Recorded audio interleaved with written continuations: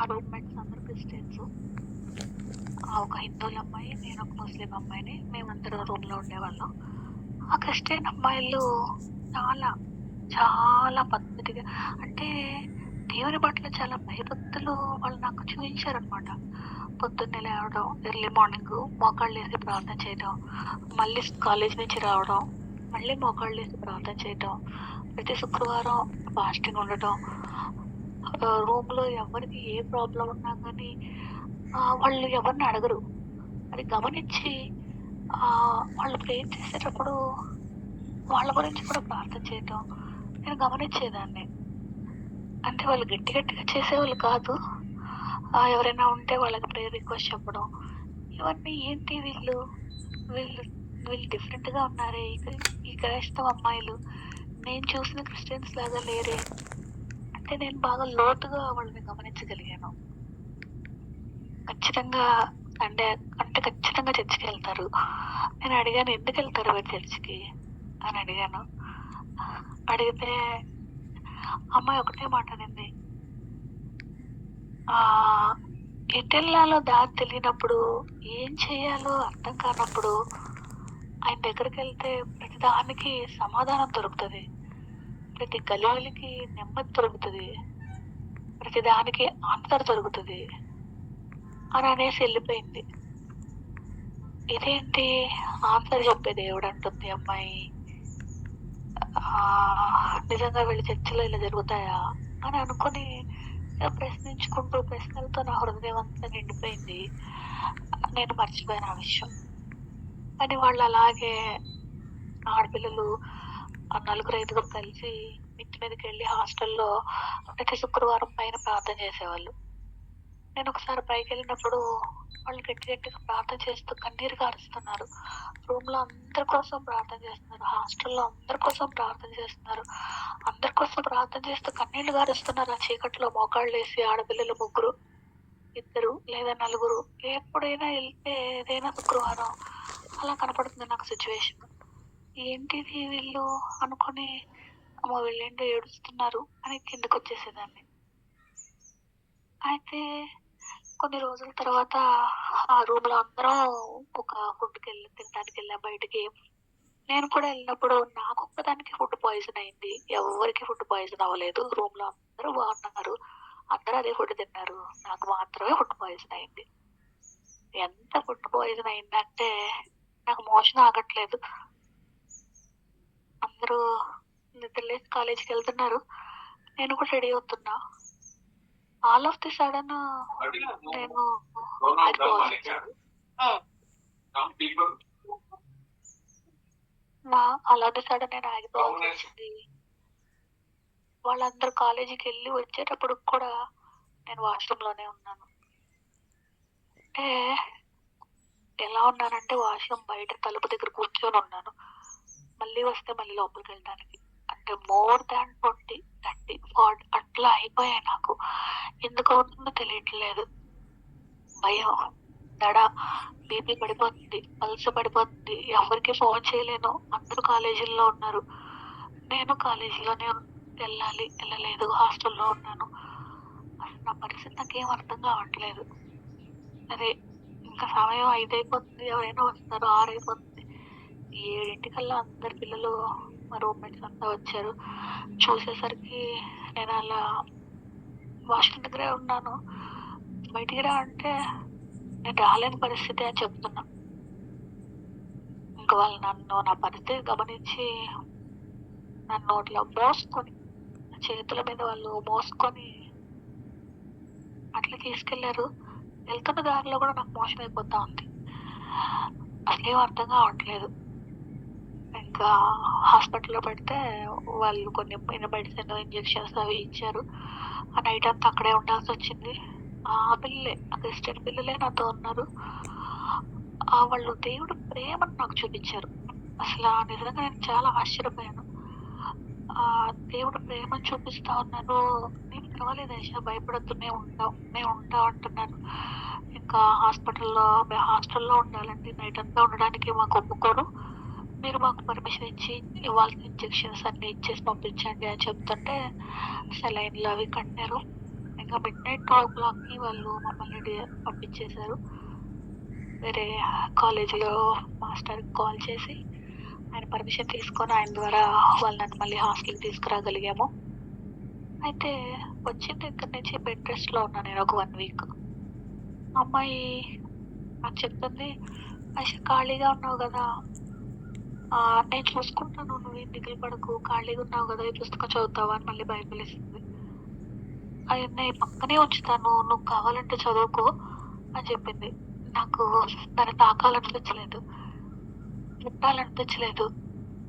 అమ్మాయి మళ్ళీ ఇది ఇంకొక బైబిలు అది పక్కన ఒక కార్టూన్ బైబిల్ బుక్ అక్కడ పక్కన పెట్టేసి వెళ్ళింది. ఆ కార్టూన్ బైబిల్ బుక్ నేను ఎందుకు అన్వయింగ్‌లో ఓపెన్ చేసి చదువుతూ ఉన్నాను. బొమ్మలు చూస్తున్నాను. నేనేం చదవట్లేదు అసలు యాక్చువల్‌గా. ఒక్క లైన్ కూడా చదవట్లేదు. చదవాలని నాకు అనిపించట్ల. బొమ్మలు చూస్తున్నా. ఆ బొమ్మలు చూస్తున్నప్పుడు మోషే పాముని పైకెత్తుతాడు గదా! నిలువ మీద. ఆ బటన్ దగ్గర నేను ఆగిపోయాను. ఆగిపోయినప్పుడు చూస్తుంటే ఆ బొమ్మలు ఎలా ఉన్నాయంటే చనిపోతా ఉన్నారు కొంతమంది. కొంతమంది లేసి లాస్ట్‌లో చూస్తూ ఆ సిలువను చూస్తూ బ్రతికున్నారనమాట. అసలు ఏంటిది? దీని అర్థం ఏంటి నాకు అర్థం కావట్లేదు. కానీ ఇది ఎందుకో నన్ను ఆకర్షిస్తుంది. ఏంటిది? అని నా హృదయం అక్కడ ఆగిపోయింది. అదేంటో తెలుసుకోవాలన్న నాకు లోపల నాకు అనిపిస్తాంది. నాకేం అర్థం కావట్లేదు. ఆ అమ్మాయి హాస్టల్ నుంచి వచ్చిన తర్వాత "ఏంటి ఆయిషా ఈ బుక్ అంతా చదివావా ఏంటి?" అనింది. నేనెందుకు చదువుతాను బొమ్మలు చూస్తున్నా. అలా 1 వీక్ అయిపోయింది. నాకు కాళ్ళు చేతులు రావట్లేదు. 1 వీక్. నేను పెన్ను పట్టుకోలేకపోతున్నాను. ఇట్లా 2 ఫింగర్స్ ఇట్లా పట్టుకొని పెన్ను లైట్ వెయిట్ పెన్ను కూడా నేను పట్టుకోలేని స్థితి. ఆ వారం రోజులు క్రిస్టియన్ అమ్మాయి నాకు బార్లీ అని కాలేజీకెళ్ళే ముందు, వచ్చే ముందు ఏదో ఒకటి హాస్టల్‌లో వండి నా దగ్గర పెట్టేసి ఎళ్ళేది. అయితే ఒకరోజు ఆదివారం వచ్చింది. "ఐషా నేను మందిరానికెళ్తున్నా. నిన్నిలా వదిలేసి ఎళ్ళాలని నాకు అనిపించట్లేదు. నాతో వస్తావా?" అని అడిగింది.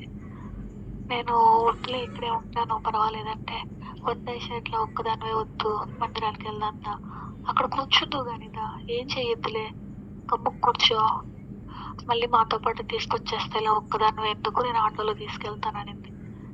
నిజంగా నేను ఆటోలో జారబడి కూర్చునే స్థితిలో కూడా లేకుండా ఉంటే తీసుకొని వెళ్ళింది తను నన్ను. నిజంగా నాకు ఆ రోజు చాలా ఆశ్చర్యం అనిపించింది. అలా ఎళ్లి నేను మందిరంలో కూర్చున్నాను. అక్కడ ఒక ఆరాధన పాట జరుగుతుంది. "శక్తినిచ్చు ఆత్మ, బలమునిచ్చు ఆత్మ, జ్ఞానాన్నిచ్చు ఆత్మ, బుద్ధినిచ్చు ఆత్మ" అనే పాట పాడుతున్నారు. దీనికంటే ముందు ఒకసారి నన్ను చర్చికి తీసుకెళ్ళింది. అది ఈస్టర్ రోజు. అంటే హాస్టల్‌లో తెలుసు కదా! ఫ్రీగా ఫుడ్ పెడతారు. "వెళ్దాంరా బాగుంటది. ఒకసారి ఫన్ అండ్ గ్యాదరింగ్స్ అన్నీ ఉంటాయి రారా" అని నన్ను తీసుకొనెళ్ళింది ఈస్టర్‌కి. ఆర్‌లోవ వైజాగ్ ఆర్‌లోవలో చర్చి ఇంకా ఉంది. అక్కడికి తీసుకెళ్ళింది తను. తీసుకెళ్ళినప్పుడు నాకు భలే ఆశ్చర్యంగా అనిపించింది. ఏంటి వీళ్ళందరూ పాటలు పెట్టుకొని ఏడుస్తున్నారు. మ్యూజిక్ కొట్టుకుంటా ఏడుస్తున్నారేంటి? ఇది మందిరం అని చెప్పి తీసుకొచ్చింది. ఇదేంటి ఇలా ఉంది ఈళ్ళు అనుకున్నాను. నాకేం అర్థం కాలేదు. ఆ పాస్టర్ గారు మాట్లాడుతున్నారు, మెసేజ్ చెప్తున్నారు. నాకు చెవుల్లో ఏదో తలుపు పెట్టుకున్నట్టుగా ఒక్క అక్షరం ముక్కకు కూడా నా చెవు లోపలికెళ్ళట్లేదు. నేను మందిరంలోనే కూర్చున్నాను. నేను వినాలని ప్రయత్నం చేస్తున్నా. కానీ ఒక్క అక్షరం కూడా ఆయన ఏం మాట్లాడుతున్నాడో నాకు వినపడట్లేదు. నాకసల అర్థం కావట్లేదు. అంటే నా చెవులోకి దూరట్లా. ఇంక నా పక్కన నేనేం చేస్తున్నాను అంటే చిన్న పిల్లలుంటే వాళ్ళకి ఆర్ట్ బొమ్మలు గీసిస్తూ ఉన్నా. అయిపోయింది. పాస్టర్ గారు గమనించారు. అయిపోయింది. ఎవరమ్మా ఇట్లాగా అంటే నా ఫ్రెండ్ అన్న ముస్లిం అంటే, "ఎప్పుడైనా మందిరానికి తీసుకురా" అన్నారు. నేను అమ్మాయికి మెట్ల మీద నుంచి వస్తా చెప్పాను. ఇంకెప్పుడు నన్ను మందిరానికి తీసుకెళ్ళొద్దు. నన్ను ఇంకెప్పుడు కూడా రమ్మనొద్దు. అసలు ఇదేంటిది ఈ రకంగా ఏడుస్తున్నారు. మ్యూజిక్ మ్యూజిక్ పెట్టుకొని ఏడుస్తున్నారు. నేనెక్కడా చూడలేదు అని నవ్వుకుంటూ నాకు ఇష్టంగా అనిపియలేదు. ప్లీజ్ దయచేసి తీసుకురావద్దు. అని చెప్పి అమ్మాయికి చెప్పాను.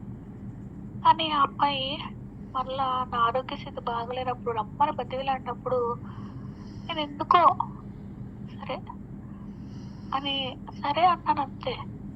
అంటే అది తీసుకెళ్ళింది. ఆ నడిపింపు కూడా దేవుడే ఇచ్చాడేమో అనిపించింది. నన్ను తీసుకెళ్ళి ఆ రూమ్‌లో పెట్టినప్పుడు నేను జారపడి గోడకు ఆనుకొని జారపడి కూర్చోలేని స్థితిలో ఉన్నాను. ఆ పాట జరుగుతూ ఉన్న సమయంలో నా మీద ఒక బలమైన హస్తం తాకటం నేను చూశాను. ఒక తండ్రి తాకితే ఎలా ఉంటది? అలాగా. తండ్రి లేని నాకు ఒక బలమైన తండ్రి హస్తంలాగా ఎవరో ఒక మేల్ మనకు ఫీమేల్ హ్యాండ్‌కి, మేల్ హ్యాండ్‌కి డిఫరెన్స్ ఉంటది గదా! అలాగా మేల్ హ్యాండ్ నా తల మీద తాకింది. నా వీపు మీద పెట్టింది. ఆ తర్వాత నా కుడి చెయ్యిని పట్టుకొని ఇట్లా నిలబెడితే నేను దగ్గున లేచి నిల్చున్నాను. అందరూ నిల్చొని పాట పాడుతున్న టైంలో నాకు తెలియకుండానే నేను నిలబడ్డాను. అదంతా జరిగిన ఫ్రాక్షన్ ఆఫ్ సెకండ్స్‌లోనే కన్నీరు నాకు ఆగట్లేదు. నా దవడ నా కంట్రోల్‌లో లేదు. భయంకరమైన ట్రంబ్లింగ్, షివరింగ్ లాగా నా దవడ కత కొట్టుకుంటోంది. నా కన్నీళ్ళు ఆగట్లేదు. నా కన్నీళ్ళు అస్సలు ఆగట్లేదు. అంటే ఏం జరుగుతుంది నాకెందుకు కన్నీళ్ళు వస్తుంది? నేను ఆపుకుంటున్నా. కన్నీళ్ళు ఆపుతున్నాక నాకెందుకు కన్నీళ్ళు వస్తున్నాయి? ఇంతమంది మధ్యలో నేను ఎందుకిలా చేస్తున్నాను? నేను ఎందుకిలా చేస్తాను అనుకుంటున్నాను కానీ నా వల్ల అవ్వట్లేదు. It's out of my control. అయితే నా పక్కన లేడీస్ కదా ఉన్నారు. ఈ జెంట్స్ హ్యాండ్ ఎక్కడి నుంచి వచ్చింది? ఈ ఈ మేల్ హ్యాండ్ ఎవరిది నన్ను తాకింది? మాస్టర్ గారు ఏమన్నా ఇటొచ్చి నా మీద చేయబెట్టారా అని నేను తేరు చూసుకుంటున్నాను. కానీ నా పక్కన లేడీసే ఉన్నారు. ఒక పక్కన అంటే ఒక చిన్న హౌస్‌లో అది జరుగుతోంది. ఎంవిపి కాలనీలో హౌస్‌లో వాళ్ళు ప్రార్థన చేస్తారు. ఎర్లీ మార్నింగ్ 6:00కి 6:00లో చేస్తారు. 10 to 2 or 10 to 1 service. Second service వాళ్ళ ఇంట్లో చేస్తారు. అక్కడ జరుగుతోంది. స్థలం ఉంటదనమాట. అందరూ దగ్గరికి హాల్‌లోనే కూర్చుంటారు. జెంట్స్ కొంచెం అందరూ బయట మంచులో కుర్చీలేసుకొని కూర్చుంటారు. అందరూ లేడీసే. ఎవరి జెంట్స్ నాకు అర్థం అవ్వట్లేదు. అంత లోపల ఆ పాట ఆరాధన అయిపోయిన వెంటనే దైవజనులు ఒక మాట అంటున్నాడు. ఇక్కడ బలమైన దేవుడి కార్యం జరిగింది. ఆయన హస్తము వారిని తాకింది. వారు స్వస్థపరచబడ్డారు. ఆయన హస్తం వారిని తాకింది. బలమైన కార్యం జరిగింది. దేవుని ఆత్మ కదిలించబడింది. ఇక్కడ దేవుని ఆత్మ కార్యం జరిగింది అంటున్నారు. అప్పటి వరకు ఈస్టర్‌లో వెళ్ళినప్పుడు ఒక్క ముక్క కూడా నన్ను చెవుల్లోకి వెళ్ళని నాకు ఆత్మకార్యం జరిగింది. బలమైన కార్యం జరిగింది. దేవుని హస్తం తాకింది అనే మాటలు నా చెవిలో వినపడిన వెంటనే నేను కళ్ళు తెరిచాను. కళ్ళు తెరిచి చూసేసరికి ఆ పాట లాస్ట్‌లో పాడుతూ ఉన్నారు. శక్తినిచ్చు, ఆత్మ బలమునిచ్చు, ఆత్మ జ్ఞానాన్నిచ్చు, ఆత్మ బుద్ధినిచ్చు, ఆత్మతో నింపుమయా, పరిశుద్ధ ఆత్మతో నింపుమయా అని పాడుతా ఉంటే ఆ పదాలు నాకు వినపడతా ఉన్నాయి. అప్పుడు అందరూ కూర్చున్నారు. నేను కూర్చోవట్లా. కూర్చోద్దాం అనుకుని మనసు వస్తుంది కానీ నేను కూర్చోలేకపోతున్నా. దైవజనులు ఎవరికైతే బలమైన కార్యం జరిగితే వారు ముందుకు రావాల్సిందిగా దేవుడి నామాన్ని బట్టి అడుగుతున్నాను అనగానే నేను కాదు అసలు. అడుగుల ముందుకేసింది నేను కాదు. అడుగుల ముందుకేసి ముందుకెళ్ళి నిల్చున్నాను. ఆయన చేతికి మైక్ ఇచ్చారు. చెప్పమ్మా అంటే అది సాక్ష్యం అనే పదం తెలీదు. అసలు సాక్ష్యం అంటే ఏంటో తెలీదు. అలా ఎందుకు మాట్లాడతారో తెలియదు. నాకు అసలు ఏమీ తెలీదు. అని నేను చెప్పాను. నేను వచ్చిన స్థితిలో నుంచి ఇప్పుడున్న స్థితిలోకి నేను మారిన స్థితి చాలా డిఫరెంట్‌గా ఉంది. నిన్ను కూడా పట్టుకోలేని స్థితి. నరాలు నాకెలా ఉండేయంటే మొత్తం ఇట్లా కట్టగట్టి మూడేసి బయటికి లాగుతున్నట్టుగా ఉండేది నాకు. ఆ వారం రోజులు ఎవరో నా నరాలన్నిటిని మూటగట్టి మళ్ళీ కండరాలు కాదు, ఎముకలు కాదు, ఓన్లీ నరాలు మాత్రం బయటికి లాగుతున్నట్టుగా, మూటగట్టి లాగుతున్నట్లుగా ఉండేది నా చేతులు, కాళ్ళు అన్నీ. అలాంటిది అసలా అట్లా అలాంటి స్థితిలో ఉన్న నన్ను ఒక్క ఒక్క క్షణంలో, ఒక్క దిక్కున నేను ఎలా నార్మల్ అయిపోయానో, నేను ఎలా నిలబడ్డానో కూడా నాకు తెలీదు. పాట పాడుతున్న సమయంలో ఎంత బలంగా నేను ఉన్నానో కూడా నాకు తెలీదు. ఎంతగా దవడ అదిరిందో నాకు తెలీదు. ఎందుకు కన్నీళ్ళొస్తున్నాయో నాకు తెలీదు. మీ దేవుడు నిజమైన దేవుడైతే బలమైన హస్తం అని మీరు మాట్లాడిన ఆ మాట నా జీవితంలో నేనిప్పుడు అనుభవించాను. ఒక హస్తం అయితే నన్నొచ్చి తాకింది. అది దేవుడే అయితే, మీ దేవుడే అయితే అది మాత్రం నన్ను తాకింది. నాకు తెలుసు ఒక మేల్ హ్యాండ్ తాకింది అని నేను సాక్ష్యం చెప్పాను. అయితే నాకు వచ్చింది, నా నోటికొచ్చింది. నాకు తెలీదు నేనేం చెప్పానో కూడా. నాకైతే నేను స్వస్థపరచబడ్డాను అని చెప్పాను. మా దేవుడు కార్యం చేశాడు అన్నాడు. అంతా అయిపోయిన తర్వాత మెసేజ్ ఇంకా నాకేం వినపడతలేదు. ఇంకా తర్వాత మెసేజ్ చెప్పారు, ఇంకెవరెవరో సాక్ష్యాలు చెప్పారు. నాకసలు ఏమీ వినపడలేదు నా చెవులకి. నా చెవులు నాకొకటే, నన్ను తాకిందెవరు? నా మీద పడిన ఆ హస్తం ఏంటి? ఇది నేను అసలు ఒక ట్రాన్స్‌లో ఉన్నాను. నాకసలేం అర్థం కావట్లేదు. అయితే నేను హీల్ అయ్యాను. అది మాత్రం నేను యాక్సెప్ట్ చేస్తున్నా. నేను హీల్ అయ్యాను. అయితే ఆ మెసేజ్ అయిపోయిన తర్వాత దైవజన్ని అడిగాను, "అమ్మా నువ్వు స్వస్థపరచబడ్డావు. దేవుడు నిన్ను తాకాడమ్మా. నిజంగా" అంటే నేనేం మాట్లాడట్లేదు. మౌనంగా నిల్చున్నాను. "నువ్వు బైబిల్ చదువుతావా అమ్మా? నీకు తెలుగు చదవటం వచ్చా? ఇంగ్లీష్ చదవటం వచ్చా? ఏది బాగా చదవటం వచ్చు?" అని అడిగారు. "తెలుగు అర్థమవుతదా?" అని అడిగారు. తెలుగు అర్థమవుతుందండి. తెలుగు చదువుతాను అని చెప్పాను. "లేదమ్మా నీకు హిందీ కావాలంటే హిందీ బైబిల్ కూడా ఉంది. ఇంగ్లీష్ ఉంది. నీకేది కావాలి" అన్నారు. "నాకేది వద్దు" అన్నాను. నన్ను హీలింగ్ జరిగింది. ఏదో మనం డాక్టర్ దగ్గరికెళ్తే హీలింగ్ అవుతది. ఆర్ఎంపీ దగ్గరికెళ్లి చూయించుకొని వస్తాం కదా!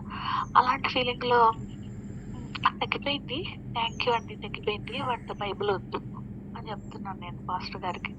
నా పక్కన ఫ్రెండ్ అంటుంది, "హష అలా అనొద్దు. దైవజనుడు ఇవ్వడం అనేది చాలా గొప్ప బ్లెస్సింగ్. మనం కొనుక్కోవడం వేరు, దైవజనుడు ఇవ్వడం వేరు. తీసుకో ప్లీజ్ తీసుకో" అంటే, "అన్నయ్య ఇవ్వండి అన్నయ్య ఇవ్వండి ప్లీజ్ ఇవ్వండి" అని. తన పేరు రాసి ఇవ్వండి అని చెప్పింది. పేరు రాసి ఇచ్చారాయన. తీసుకొచ్చాను. తీసుకొచ్చి ఒక మూల పడేశాను. అంటే నా ఫ్రెండ్ అంటది, "ఎందుకైతే దాన్ని అలా మూల పెట్టేసావు? నీకు ఇచ్చారు కదా చదువుకోవచ్చు కదా" అని. నాకు ఇంట్రెస్ట్ లేదు. ఏదో హీల్ అయ్యాను. ఓకే. బట్ నాకంటూ ఒక కల్చర్ ఉంది. నాకంటూ ఒక మతం ఉంది. నాకంటూ కొన్ని బౌండరీస్ ఉన్నాయి కదా! వాటిలో నుంచి దాటి నేను ఎలా వస్తాను? నాకొద్దది. అదే పక్కన పెట్టేశాను. అయితే కానీ వెంటనే నన్ను ఆకర్షిస్తా ఉన్నాడు. లోపల నా హృదయం లోపల కార్యం జరుగుతా ఉంది. నా హృదయంలో నుంచి ఒక స్వరం వినపడతా ఉంది. నా హృదయంలో, "వెళ్లి ఆ పుస్తకం తీసుకురా. వెళ్లి ఆ బుక్ ఓపెన్ చెయ్యి. నేను నీతో మాట్లాడతా. వెళ్లి ఆ బుక్ ఓపెన్ చెయ్యి. నేను నీతో మాట్లాడతా" అని. అందరూ ఎళ్ళిపోయారు. తర్వాత రోజు నేను కాలేజీకెళ్ళలేదు. నేను ఇంట్లోనే ఉన్నా.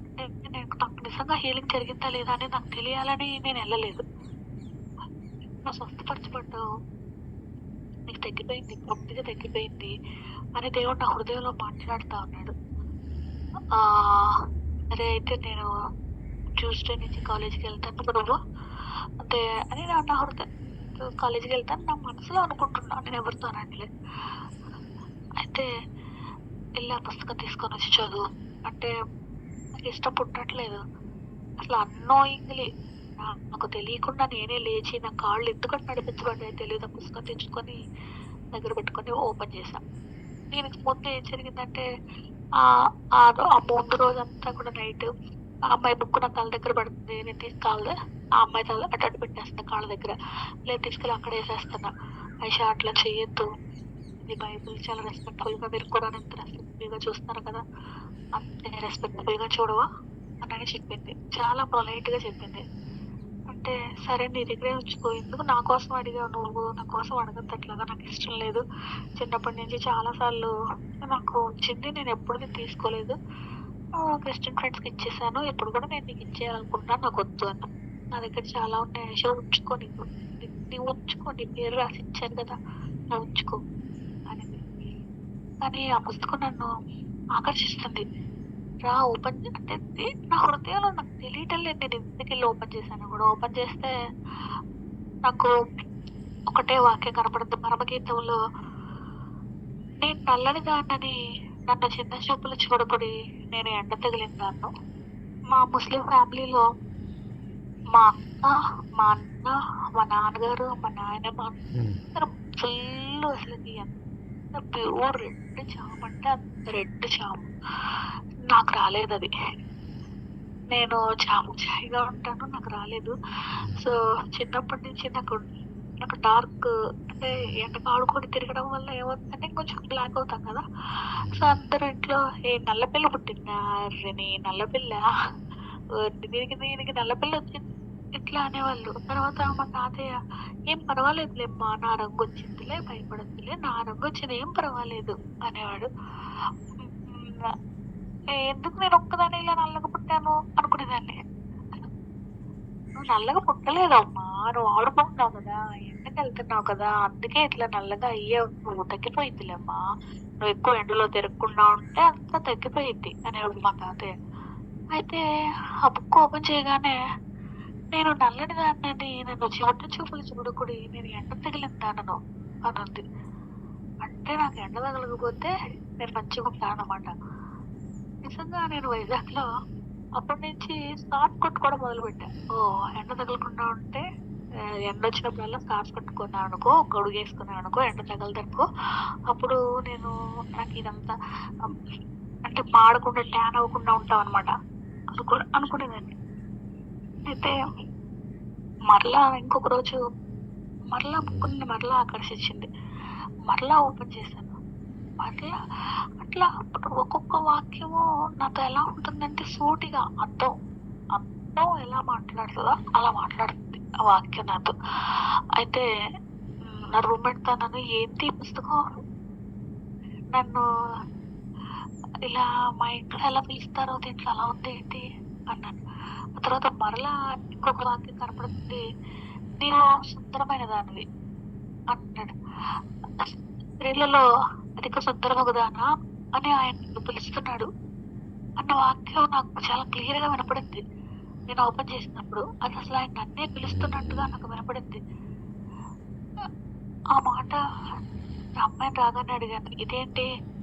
నేను నల్లగా ఉంటేనేమో నల్లదాన్ని కాదా" అనింది. మా ఇంట్లో అందరూ ఇలా పిలుస్తారు నన్ను. ఇంకొకటి "ఈ పుస్తకం ఏంటి? స్త్రీలలో అధిక సుందరమగుదానా" అని అంటుంది. ఇలా అంటుందేంటి అని అన్నాను ఆ అమ్మాయిని. అంటే "ఐషా, దేవుడు హృదయంలో ఉన్న అందాన్ని చూస్తాడు. పై రూపాన్ని చూడడు. నీ హృదయం ఆయనకి చాలా అందంగా కనపడుతుంది. నువ్వు హార్ట్‌ఫుల్‌గా చాలా మంచిదానివి.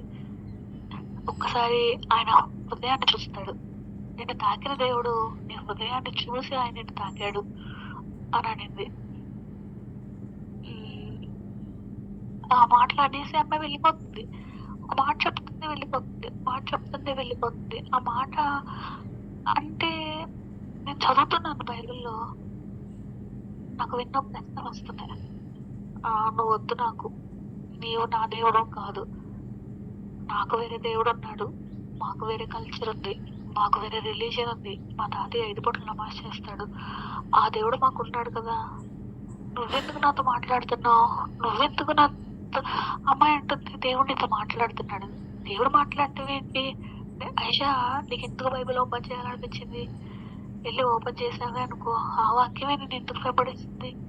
దేవుడు నీతో మాట్లాడుతున్నాడు. మనం ప్రార్థన చేస్తే మనం గుడికెళ్ళినప్పుడు దండం పెట్టుకుంటారు కదా! అలాగా అందరూ చేస్తారు కదా! అది ప్రార్థన. అదే బైబిల్ చదువుతాం కదా! అది ఆయన మనతో మాట్లాడుతున్నట్లు. అయితే ఇది నాకు క్లియర్‌గా తెలుస్తుంది. పరిశుద్ధాత్మ నీతో కార్యం చేస్తున్నాడు అనిపిస్తుంది ఐషా అని అనింది. ఈ పరిశుద్ధాత్మ ఎవరు నాకర్థం కాలేదు. అసల ఆ అమ్మాయి అనే మాటల్లో నాకర్థం కాలేదు. ఈ పరిశుద్ధాత్మ ఎవరు? దేవుడు అంటది, మళ్ళీ పరిశుద్ధాత్మ అనింది. మళ్ళీ బైబిలే దేవుడనింది. ఏం అర్థం కాలేదు. మరలా రోజులు గడుస్తున్నాయి. మరలా ఉదయాన్నే ఆ బైబిల్ నాకు చెప్తుంది, "ఎళ్లి ఆ బుక్ ఓపెన్ చెయి. ఎళ్లి ఆ బుక్ ఓపెన్ చెయి" అని. ఇంకెలా అయిపోయిందంటే నాకు నిద్రలో నాకు హృదయం ప్రేరేపిస్తుందనమాట. ఆ పుస్తకం ఓపెన్ చేయాలి. ఏదో ఒక వాక్యం నాతో మాట్లాడుతది. ఆ పుస్తకం ఓపెన్ చేయాలి. ఏదో ఒక వాక్యం నాతో మాట్లాడుతది. ఇలా ఒకరోజు ఇట్లా చెప్తుందనమాట. అట్లా ఓపెన్ చేయగానే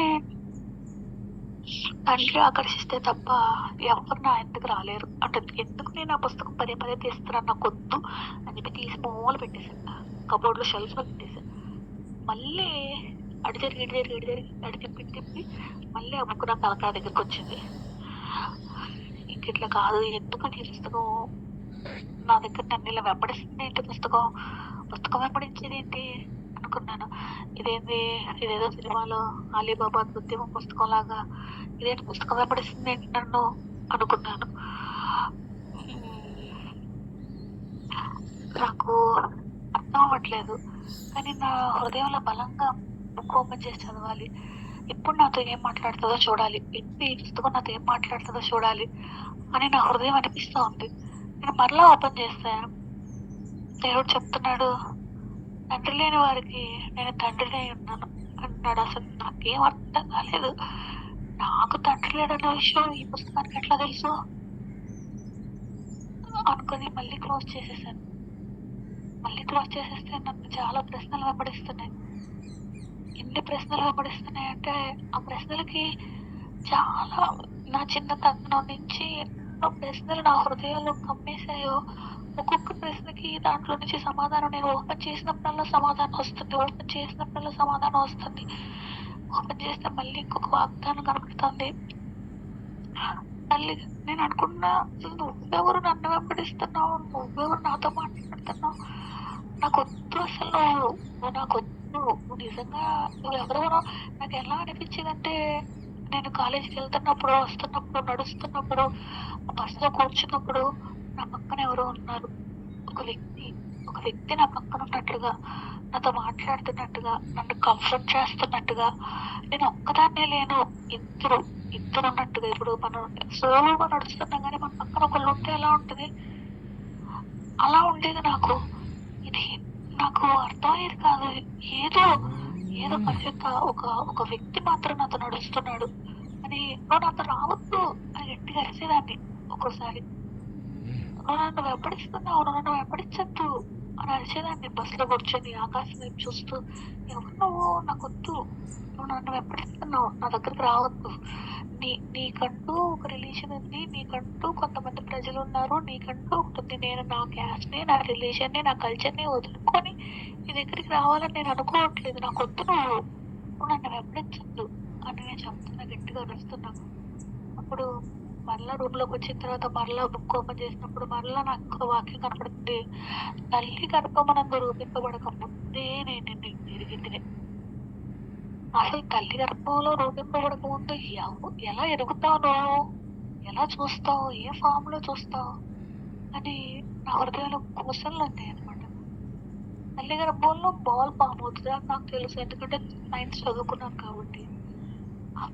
ఆ బాల్ ఫామ్ అవ్వకముందే నేను నీకు తెలుసా? నేను నీకెలా తెలుసు?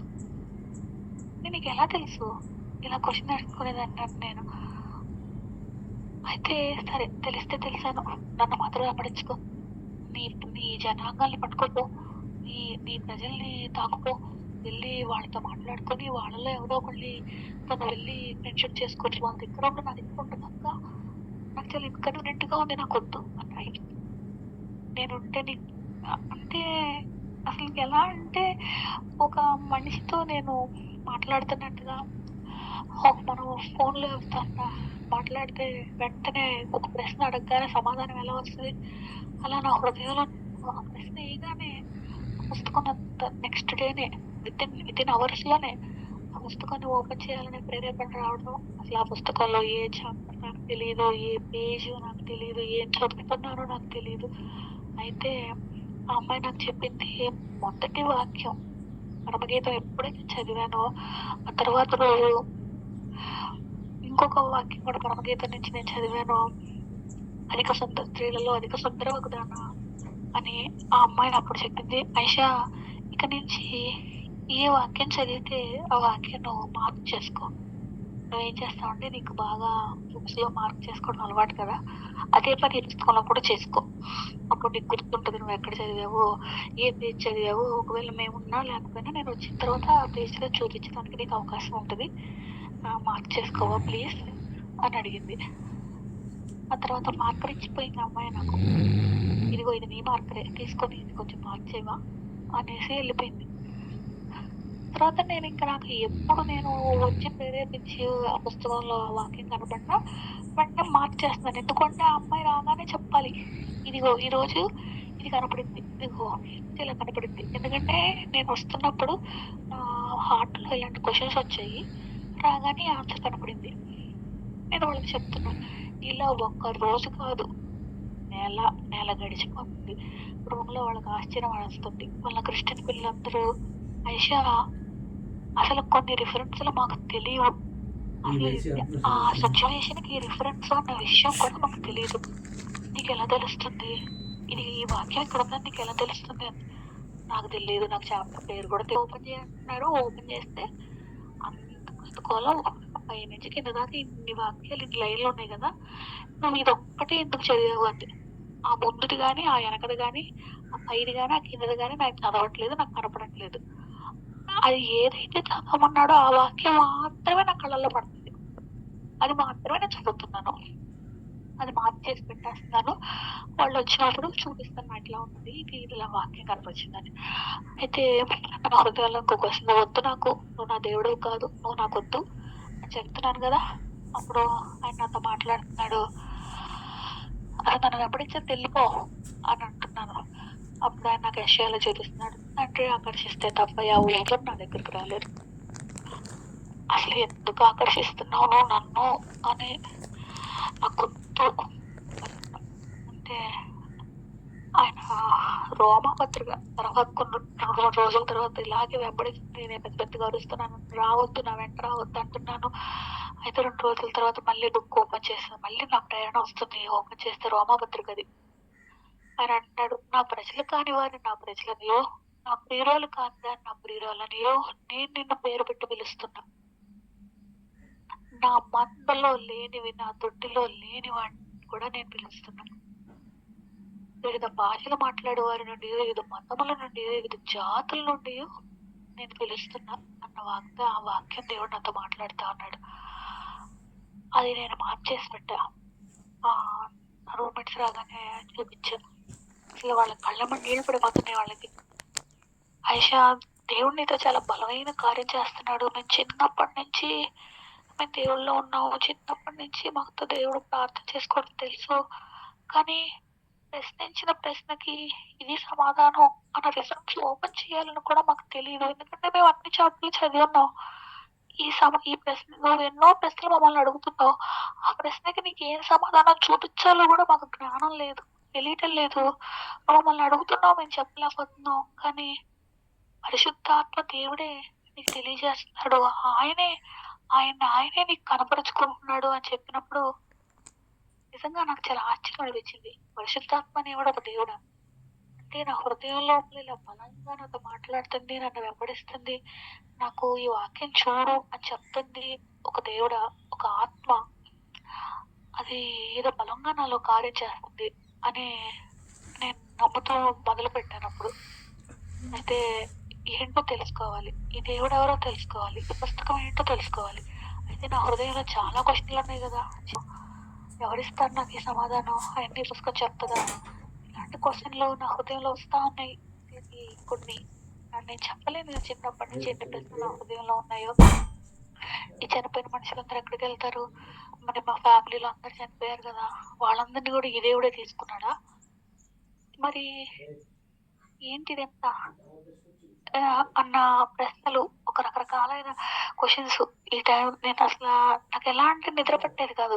నేను క్యారేజ్ బాక్స్ తీసుకుని వెళ్ళేదాన్ని, అసలు తినడం మర్చిపోయేదాన్ని. ఎందుకంటే నా ఆలోచనలంతా కూడా ఆ పరిశుద్ధాత్మ ఎవరు, నువ్వెవరు, నాతో ఉన్నాడు అనమాట. మనం ఆ వాక్యం చెప్తా కదా, అమ్మాయిలు వాళ్ళు నడుస్తూ వెళ్తున్నప్పుడు వాళ్ళతో ఆయన ఉండి వాళ్ళకి జ్ఞాపకం చేశాడు అన్నట్టుగా, అలా నాతో ఉన్నాడు ఆయన.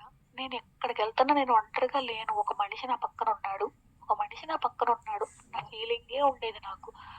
ఇలా ఒక రోజు కాదక్క, ఒక సంవత్సరం పాటు ఆయన్ని నేను వెంటాడాను, ఆయన నన్ను వెంబడించాడు.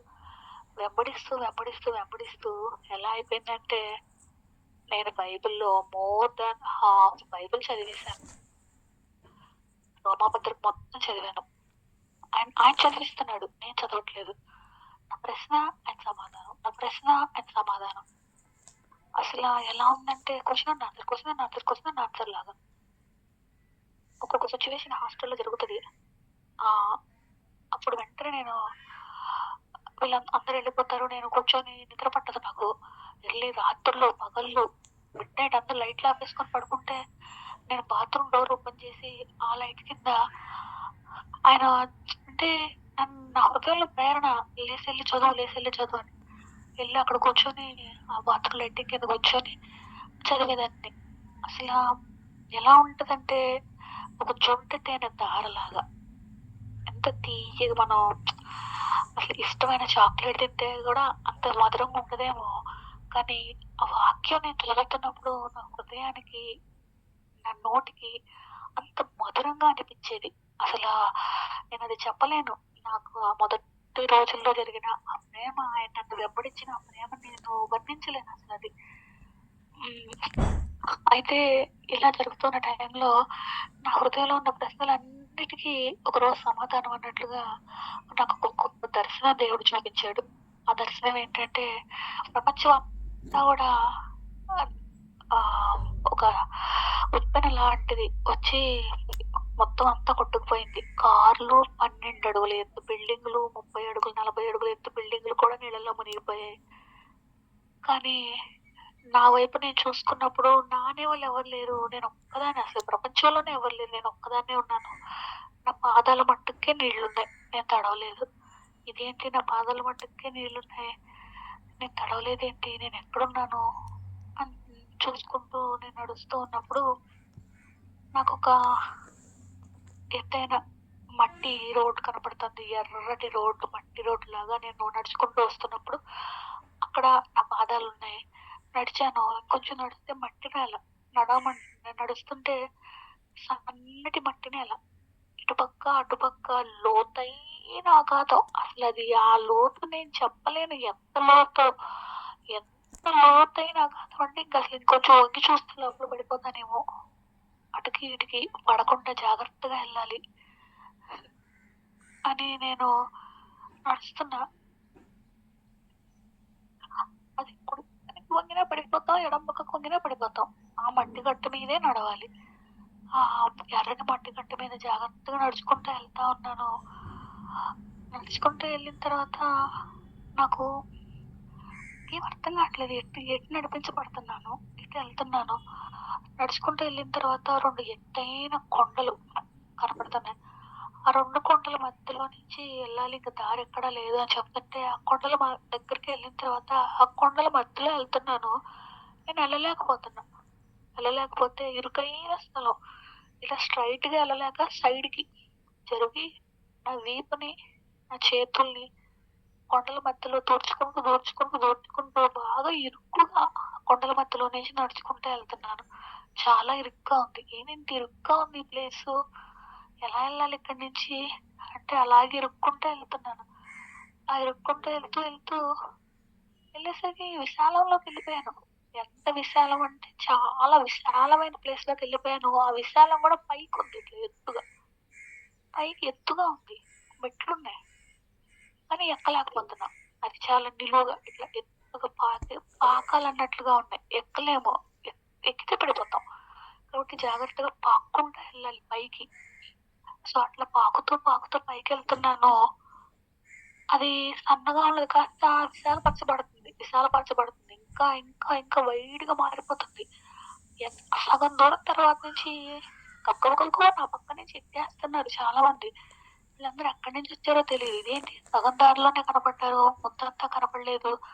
మేబీ వీళ్ళు నాకంటే ముందు వచ్చారేమో, అందుకే సగం ముందు పైన ఉన్నారేమో అనుకుంటూ కక్కగా పైకి వెళ్ళిపోతున్నారు వాళ్ళు.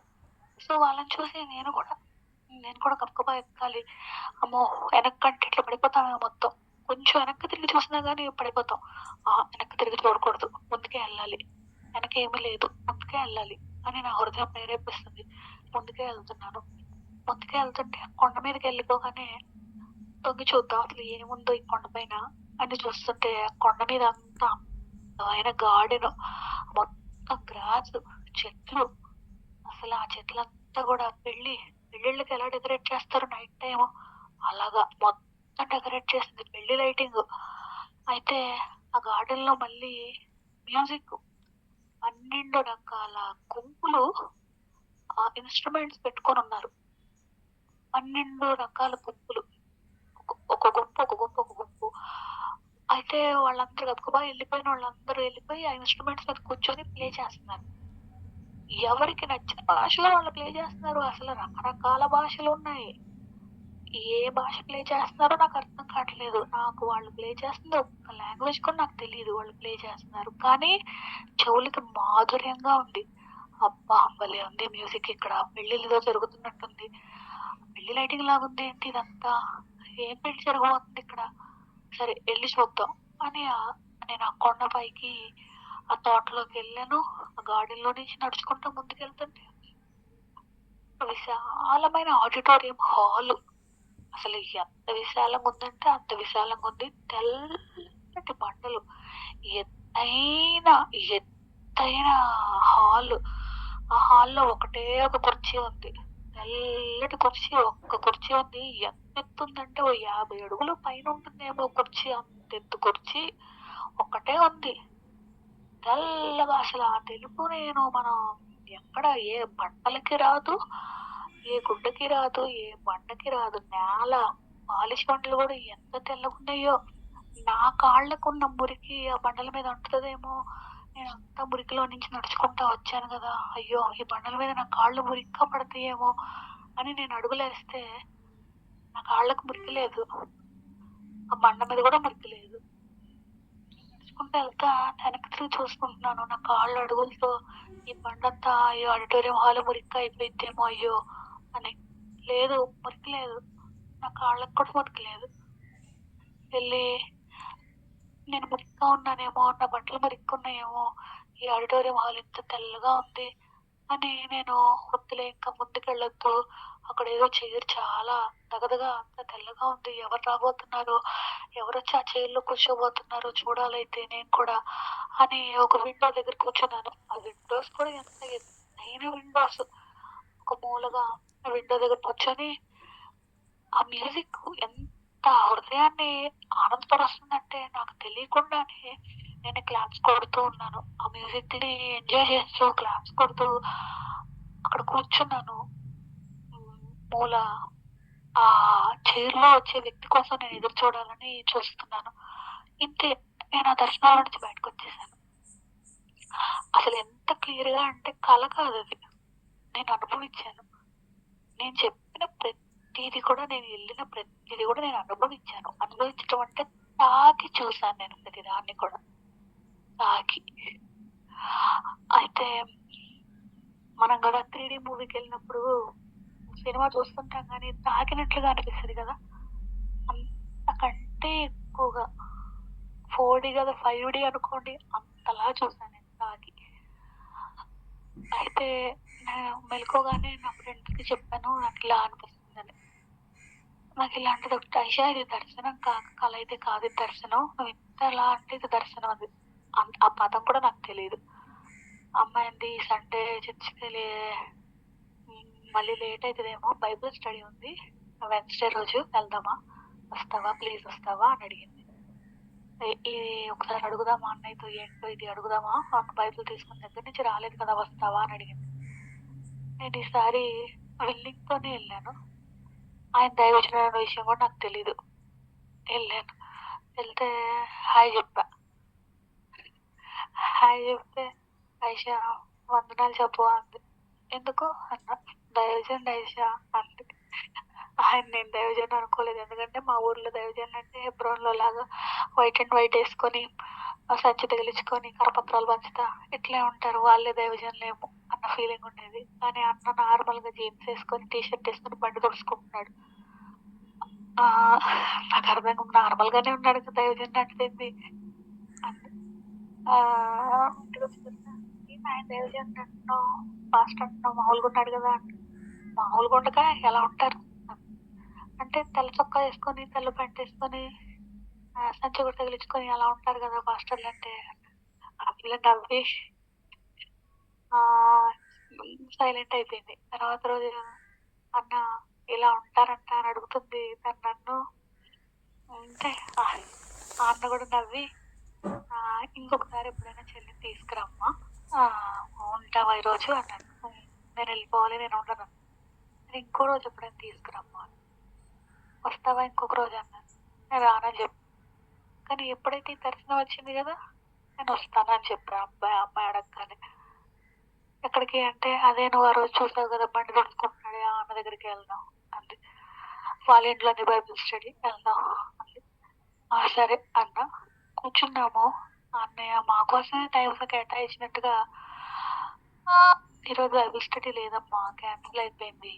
సరే వచ్చారు కదా కూర్చోండి, ఏంటో చెప్పండి అంటే, అన్న ఆయిష ఇట్లా షేర్ చేసుకోవాలనుకుంటుంది అంటే చెప్తున్నప్పుడు ఆ అన్న కళ్ళలో నీళ్ళు తిరిగిపోతా ఉన్నాయి. అన్నమంతా విని ఆయన బైబిల్ ఓపెన్ చేసి ప్రతి దానికి ఆయన నాకు రిఫరెన్స్ చూపిస్తున్నాడు. ఇరుకు మార్గం రిఫరెన్స్ చూపిస్తున్నాడు, ఎత్తైన మార్గం రిఫరెన్స్ చూపిస్తున్నాడు, వెనక్కి తిరిగి చూడొద్దు రిఫరెన్స్ చూపిస్తున్నాడు, అగాధమైన లోయ రిఫరెన్స్ చూపించాడు. అసలుకి క్షణం మొత్తం ఈ లోకమంతా లయమైపోతుంది రిఫరెన్స్ చూపిస్తున్నాడు. ఈ భూమి ఈ లోకం ఇదేమీ ఉండదు, కొత్త భూమి కొత్త ఆకాశం ఆ రిఫరెన్స్ చూపించాడు. అసలు నేను కలలో చూసిన ప్రతి అడుగుకి ఆయన రిఫరెన్స్ చేస్తున్నాడు. 2 ఎత్తైన పర్వతాలు ఆయన రిఫరెన్స్ చూపిస్తున్నాడు. విశాలపరచబడటం మార్గం, నువ్వు ఇరుకులో నడిచిన తర్వాత అది ఎలా విశాలపరచబడుతుంది, విశాలమైన మార్గం రిఫరెన్స్ చూపించాడు. అసలు ఆయన మాతో స్పెండ్ చేసిన సమయం ఒక 2 గంటలు. 2 గంటల సమయం కూడా ఆయన ఆ పుస్తకంలో నుంచి రిఫరెన్స్ చూపించాడు తప్ప ఆయన ఒక్క మాట కూడా ఆయన చెప్పలేదు. ఉన్న తర్వాత ఆయన ఒక్కొక్కటిగా జ్ఞాపకం చేసుకొని చెప్తున్నాడు. తర్వాత నువ్వు అన్ని రకాల ఇన్స్ట్రుమెంట్స్ ఉన్నాయన్నావు కదా, చూడు తంబూర సితార నాదాలతో ఆయన స్తుతించాలి అని, 3 తాళములతో ఆయన స్తుతించాలి అని ఆ రిఫరెన్స్ ఓపెన్ చేసి చూపించాడు. నీ తలాంతులు నీ టాలెంట్లు ఆయనకు ఉపయోగపడాలి అని అసలుకి ఆయన చూపించిన రిఫరెన్స్ నాకు కనపడలేదు. తర్వాత ఆ ఎత్తైన పెళ్లి లైటింగ్ అన్నావు కదమ్మా, ఇదిగో ఇదే ఆయన పెళ్లి కుమారుడుగా రాబోతున్నాడు, మనం అందరం వధూ సంఘం. నేను ఎందుకు చప్పట్లు పడుతున్నాను కూడా నాకు తెలియలేదు. అంటే ఆయన చెప్తాడు స్తుతి ఉంటుందమ్మా ఆయన దగ్గర, స్తుతి ఆరాధనే మనం చేయాల్సింది స్తుతి. అసలు 12 గుంపులు, నేను చెప్పాను 12 గుంపులు కూర్చున్నారు, డిఫరెంట్ లాంగ్వేజెస్ తో స్థుతిస్తున్నారు, అన్ని రిఫరెన్స్ చూపించాడు. నాకు అది చాలా చాలా ఆశ్చర్యం అనిపించింది. రోజు ఒక్కొక్క మాట్లాడే ఈ పుస్తకం ఈ దర్శనాల ద్వారా ఎన్ని మాట్లాడుతూ ఉందా. అన్నారు దేవుడిని పట్ల ఏదో గొప్ప ప్రణాళిక కలిగి ఉన్నాడమ్మా, మనం ప్రార్థన చేద్దాం, ఒకసారి మోకరిస్తావా తల్లి, ప్రార్థన చేద్దామా, నీ చిత్తమైతేనే మోకరించు, నీ మనసు అంగీకరిస్తేనే మోకరించు, లేదంటే ఎందుకు పర్వాలేదు నిల్చుంటావు ప్రార్థన చేద్దామని. నాకు మోకరించడానికి మనసు అంగీకరించలేదు. నిల్చుంటే ఆయన ప్రార్థన చేశారు. ఆయన ప్రార్థన చేస్తున్నప్పుడు నా హృదయంలో ఏదో కార్యం జరుగుతుంది, నాకు తెలియదు. ఆయన అయితే ప్రార్థన చేశారు. నేను ఒప్పుకుంటున్నాను ఈ దేవుడు నిజమైన దేవుడు. ఆ కుర్చీలో కూర్చుని ఆయన ఎవరినో నేను చూడాలి, ఆ పెద్ద కుర్చీ నేను చూశాను కదా, ఎవరో వస్తున్నారు కదా, అతన్ని నేను కలుసుకోవాలి, అతనే నేను చూడాలి అని నా హృదయం ఆశపడుతుంది. ఇన్ని రోజులు నువ్వు అడిగావు కదా, ఎవరినో నన్ను వెంబడిస్తున్నావు అని, నిన్ను అక్కడికి నడిపించడానికి అని నా హృదయంలో నా చెవుల్లో వినపడుతుంది. ఇంకా ఆయన అంతా చెప్పిన తర్వాత, ఎప్పుడైనా గాస్పెల్ విన్నావా అమ్మా అని అడిగారు. లేదన్నా అన్న. అంటే ఏంటో తెలియదన్నా, పదం కూడా నాకు తెలియదన్న, సువార్త నాకు తెలియదు, పదం ఏంటో కూడా నాకు తెలియదు, సువార్త అనే పదం కూడా నాకు తెలియదన్నా. ఆయన అన్నాడు, అంతకంటే గొప్ప కార్యం ఆయన నీతో చేశాడమ్మా, ఆయన నీలో చేశాడమ్మా, ఆయన నిన్ను వాడుకుంటాడమ్మా, ఆయనను గొప్ప సాక్షిగా నిలవబెట్టుకుంటాడు అని ఆయన ఒక వాగ్దానం చెప్పారు. నేను ఇంకా అలా ఇంటికి వచ్చాను, హాస్టల్కి వచ్చాము. అయినా సరే దేవుడు నన్ను వెంబడిస్తున్నాడు వెంబడిస్తున్నాడు వెంబడిస్తున్నాడు. నా లోపల తృష్ణ పెరిగిపోయింది. నా హృదయంలో ఆయన చూపించిన వాగ్దానాలన్నీ ఎక్కడెక్కడ ఉన్నాయో నాకు తెలియాలి. ఆ ప్రామిస్ అన్నింటినీ నేను చూడాలి.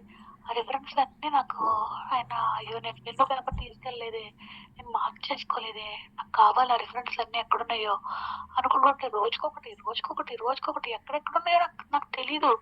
అసలు నా ఫ్రెండ్స్ని అడిగితే అదనేది అన్నీ గబగబగబో చెప్పేశాడు. నేనేం నోట్ చేసుకోలేదు, నాకేం గుర్తులేవు, నాకు అన్ని గుర్తులేవు ఐషా అనేది. నేను నెక్స్ట్ తెల్లారి దగ్గర నుంచి ఆయన చెప్పిన ప్రతి రిఫరెన్స్ నేను ఓపెన్ చేయడం, నాకు ఆ రిఫరెన్స్ కనపడను, నేను మార్క్ చేయను. నేను ఓపెన్ చేయను, నాకు ఆ రిఫరెన్స్ కనపడను, నేను మార్క్ చేయను. అసలు ఇంకా తర్వాత దేవుడు ఎంత వెంబడిస్తున్నాడంటే వాగ్దానాలు వాగ్దానం మీద వాగ్దానం, వాగ్దానం మీద వాగ్దానం, వాక్యం మీద వాక్యం. అసలు యెషయా గ్రంథం మొత్తం దేవుడు నాతో చదివిచ్చేశాడు, రోమాపత్రిక మొత్తం చదివిచ్చేశాడు. ఇంకా అసలు ఆయన ఎవరే అసలు అనేది ఎవరు పరమగీతంతో మొదలు పెట్టరు. ప్రోవర్బ్స్ కానీ సామెతలు కానీ చదువు ఐషా అనింది. నా మనసు అంగీకరించట్లా. నేను ఫస్ట్ చదివిందే పరమగీతం. నా పరమగీతం చదువుతుంటే అదన్నీ నీకు అర్థమవుతుందా అంది. నాకు క్లియర్గా అర్థమవుతుంది. 100,000 టైమ్స్ సినిమా వేసినట్టుగా అర్థమవుతుంది. నన్ను కళ్ళ ముందు మూవీ చూస్తే ఎట్లా ఉంటుందో నాకు పరమగీతం చదువుతుంటే అలా ఉందని చెప్పా. అలా ఉందా అని అడిగింది. అవును నాకు అర్థమవుతుంది అన్న. అసలు ఇది ఎవరికి అర్థం కాదు, నీకు ఎందుకు అర్థమవుతుంది అనింది. నా పక్కన ఇంకొక అమ్మాయి ఉంది, దేవుడు కార్యం చేస్తున్నాడు తన హృదయంలో, తనకు అర్థమవుతుంది, వదిలేసే నన్ను అదే చదువుని అనింది. చదువుతున్న పరమగీతంలో చదువుతుంటే ఆయన ప్రేమ అసలు ఒక ప్రియుడిని ఒక ప్రియురాలు ఎంత ప్రేమిస్తుంది, ఒక ప్రియురాలను ఒక ప్రియుడు ఎంత ప్రేమిస్తాడో అంత ప్రేమ నాకు అందులో నుంచి కనపడుతుంది. ప్రతి వాక్యంలో ఆయన ప్రేమే కనపడుతుంది. ఆ తర్వాత అదంటే నువ్వు ఎందుకు ఇది చదువుతున్నావు అన్నప్పుడు నాకు వెంటనే దేవుడు నాకు రోమపత్రికలో వాక్యం గుర్తు చేస్తున్నాడు. నా ప్రియుడు కాందా నా ప్రియురాలనియో నేను నిన్ను పేరు పెట్టి పిలుస్తున్నా అన్నాడు. అసలు నాకు ఇంకా సౌండ్ లేదు. అక్కడ ప్రియురాలు అన్నాడు, ఇక్కడ ఈ సర్వగీతము ఇది ఎలా ఉందంటే ఒక ప్రేమ పత్రిక లాగా ఉంది. నాకు ఒక లవర్ లవ్ అసలు ఎట్లా అంటే వాళ్ళకు కూడా తెలియదు, అంత ప్రేమ కనపడుతుంది నాకు అందులో. ఆ వ్యక్తి ఎవరు, నన్ను వెంబడిస్తున్న వ్యక్తి ఎవరు ఉన్నారు కదా, ఆయన నన్ను అంతగా ప్రేమిస్తున్నాడు. నేను వెళ్ళి మా అమ్మకి చెప్పాలి అన్న, మా అమ్మకి ఇది పరిచయం చేయాలి అన్న హృదయంలో అనుకుంటుంటే ఆ వాక్యం కూడా అందులో కనపడుతుంది. నేను నా తల్లి ఇంటికి అతన్ని తీసుకెళ్తుని, నేను అతనికి పరిచయం చేస్తుని, నేను అతను ఇట్లా నాకు అసలు చాలా క్లియర్గా ఒక మూవీ చూస్తున్నట్టుగా ఉండేది నాకు. ఆ తర్వాత ప్రతిదీ ఇంకా ఆ తర్వాత క్షణం నాతో బైబిల్లో దేవుడు నా హృదయంలో ప్రశ్న సమాధానం. నేను ఎక్కడికి వెళ్ళలేదు అప్పుడు. నాకు ఏ యూట్యూబ్ తెలీదు, నా చేతిలో అంత ఫోన్ లేదు, నార్మల్ చిన్న ఫోన్ ఉండేది, నాకు అసలు ఏం తెలియదు. కానీ 24 గంటలు నేను బైబిల్ పట్టుకునే ఉండేదాన్ని. మామూలుగా అనేది మేము ఎప్పుడో ఒక ఆదివారం తీసిన బైబిల్ ఇదేంటే వారం అంతా బైబిల్ చదువుతుంది. అసలు డే అండ్ నైట్ చదువుతుంది, వారం అంతా చదువుతుంది, రాత్రి మగళ్ళు చదువుతుంది. ఈవెన్ బాక్స్ తీసుకెళ్ళి కూడా లంచ్ బ్రేక్ లో కూడా బాక్స్ అన్నం తినకుండా బైబిల్ చదువుతుంది. నా హృదయానికి వేసేది ఆకలి. నేను చెప్పాను, ఏమో నా కడుపులో ఆకలి నాకు తెలియటం లేదు, నాకు గుర్తు రావట్లేదు, బట్ నా హృదయానికి మాత్రం చాలా ఆకలి వేస్తుంది. ఆ వాక్యం చదివితే గానీ నాకు ఆకలి తీరట్లేదు అని చెప్పాను. అలా దేవుడు నాతో ఇర్మియా గ్రంథం, యోబు గ్రంథం, రోమాపత్రిక మొత్తం ఆయన నాతో చదివించడం మొదలుపెట్టాడు.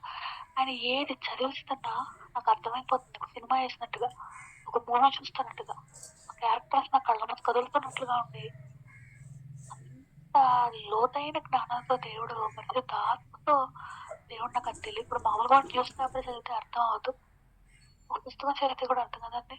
యోగ కంటూ అర్థమైందా అండి, చంద్రరామపత్రిక అర్థమైందా అండి, అర్థమైందండి. అర్థమైంది కాక నేనే వాళ్ళకి అర్థం చెప్తున్నాను. ఈ వాక్యం ఇది.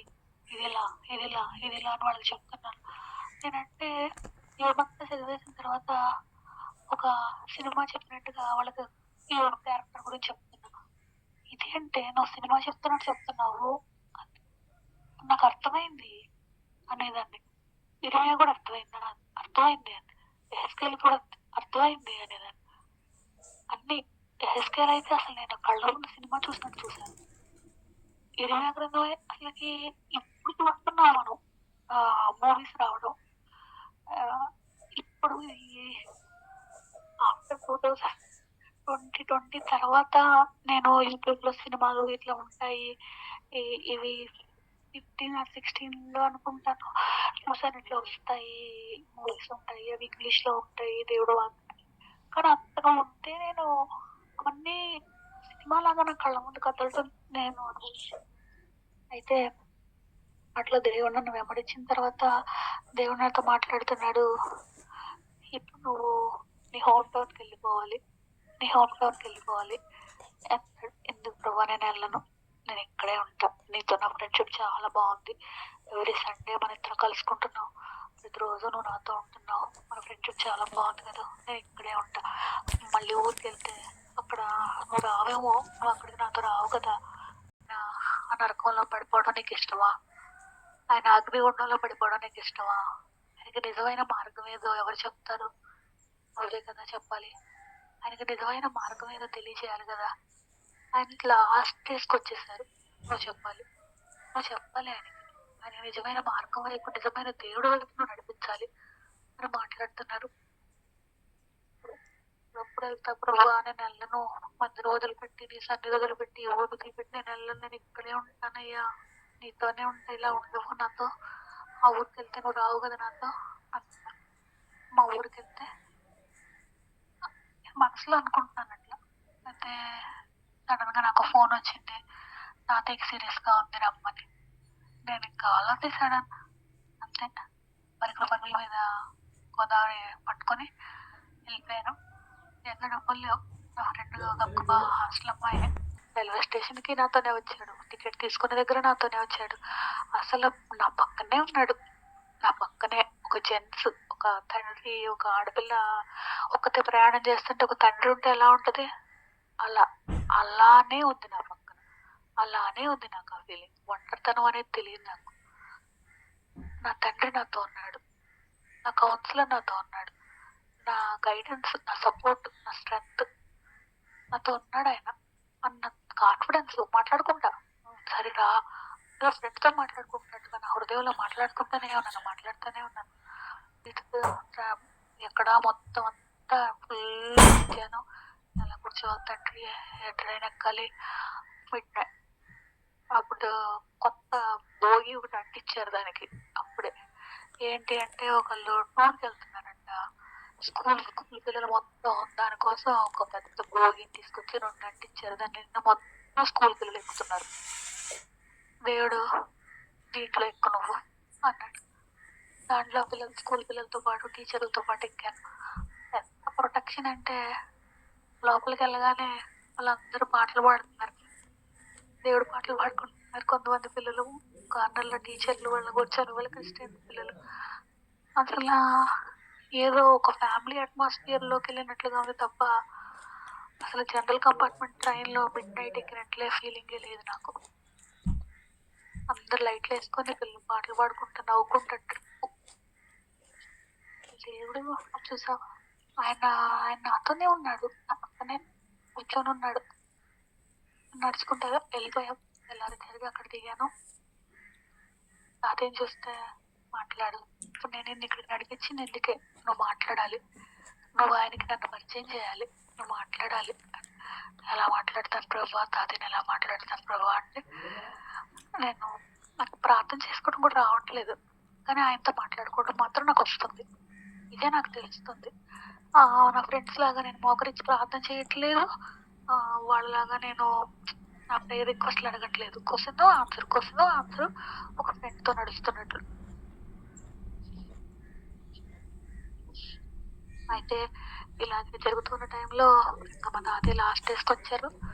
ఆయన కోసం నేను ఎంతగానో మొరపెట్టి ఐసీయూలో మన పడకల మీద నేను ఆయన కోసం ప్రార్థిస్తూ, మోకరిస్తూ నేను అట్లా ఎంతగానో నేను ఆయన దగ్గర ఉన్నాను. అయితే దేవుడు ఆయన చనిపోయిన సమయంలో నాకు దేవుడు చూపించింది ఏంటంటే మధ్యాకాశంలో ఆయన ఎత్తబడినట్టుగా దేవుడు నాకు చూపించాడు. అసలు అది నిజంగా ఎంతో ఆశ్చర్యకరమైన విషయం. ఆయన ఐస్ బాక్స్ లో పెట్టినప్పుడు తాతయ్య నువ్వు నిజంగా దేవుడిని నమ్మావా? ఇన్ని రోజులు నేను నీకు పరిచర్య చేశాను కదూ, నీకు సేవ చేశాను కదూ, నిజంగా ఆయన నడిపింపు, ఆయన నేను తాకాలి తండ్రి అని నేను ఎంతగానో నా హృదయం నలిగిపోతుంది. కళ్ళప్పుడు కన్నీళ్ళు రావట్లేదు, హృదయం లోపల నలిగిపోతుంది. దేవా నువ్వు కార్యం చేసావా నాయన తండ్రి, నువ్వు కార్యం చేసావా అంటే ఆయన చూపిస్తున్నాడు నాకు. ఆ మధ్యాకాశంలో మా తాతయ్య గారు మోకరించి అటువైపు సూర్యుని కాంతి కంటే వెలుగై కాంతి అటువైపు ఉంది. మబ్బుల్లో ఎర్రటి మెరుపు లాంటి మబ్బులు, వెండి వెన్నెల లాంటి సూర్యుడి కాంతితో, తేజోమయమైన సూర్యుడి కాంతితో నిండిపోయిన మబ్బులు లాంటి ఆకాశం, మధ్యాకాశం, భూమి కాదు ఆకాశం కాదు మధ్యాకాశం. అక్కడ ఆయన మోకరించి ఆ వెలుగు వైపు చూస్తూ ఆయన చూపిస్తున్నాడు. మోకరిస్తే నేను నడుచుకుంటూ వెళ్ళిపోతున్నాను ఆ మధ్యాకాశంలోకి. తాతయ్య నువ్వే కదూ, నువ్వు అంగీకరించావు కదూ, నువ్వు నిజమైన దేవుడు యేసు ప్రభువు, నువ్వు అంగీకరించావు కదూ, ఏసైనే కదూ నువ్వు ఆరాధిస్తుంది, అల్లా కాదు ఏసైనే కదూ నువ్వు ఆరాధిస్తుంది. షేర్ చేసుకోలేకపోతున్నాను.